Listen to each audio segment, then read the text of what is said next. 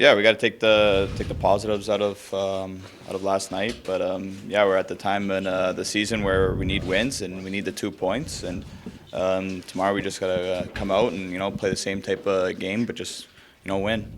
Do you guys think about the trade deadline that much in 2 days? Um, yes and no. Obviously, you're kind of aware of it, but there's nothing that you can do, and it's out of all the kind of players' control. And you just got to come to the arena here and just focus on your game and be willing to put your best foot forward for the next game. Does it feel this team's in a bit of an awkward position, considering where it is in the standings, so close to a playoff spot, not quite there with the trade deadline coming? Yeah, obviously we're kind of on the borderline there, right? But yeah, obviously there's nothing that we can do. We just got to go out there and play, and we got to start stringing wins together so that we get into a playoff spot. Do you feel like you've kind of earned help? Do you hope that a move gets made that helps you get back into that playoff spot? Or?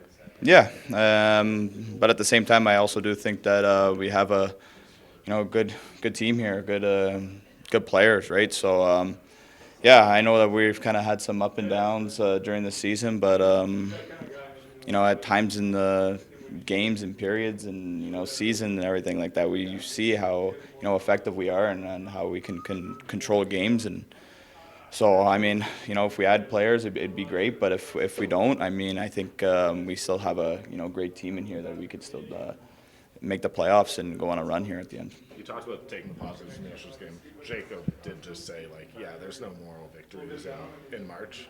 Yeah. You kind of agree with that? Yeah, I'd say so, right? But that's just because I guess the point that we're in, right? We need the points right now, and that's all I think everyone's kind of focused on is getting wins and getting the 2 points. So what can you take from that game, knowing how well you played for 60 plus? Like, how do you take the positives and carry them forward? Just by doing the same thing, right? And you see, when all 4 lines and 3 pairings and our goalies are going, it's we're a tough team, right? So we just gotta be ready to play and be ready to win and close out games. How would you assess your team's confidence level right now? Yeah, I think it's there for us. I think it obviously could be higher, but I think that just comes with winning, right? You saw last year when things were going well and everyone's confidence was high, right? So I think we just got to focus on winning one game here and just building off of that, and I think confidence will come with that. Is it be fair to say that maybe some of the recent losses, like the loss in Vegas, the loss to Colorado, and yesterday's to Boston, really kind of really affected the confidence, obviously negatively, and maybe a little bit more than some previous losses you've enjoyed this year?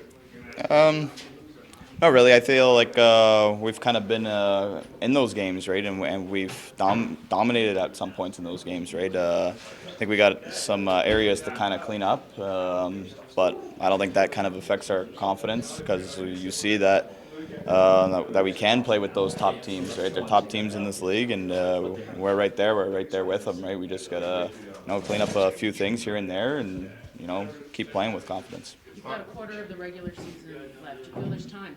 Yes, I still think that we can go on a good streak here and string together some wins and make the playoffs. You're an Ontario guy. Does tomorrow's game get circled on your calendar ahead of the season?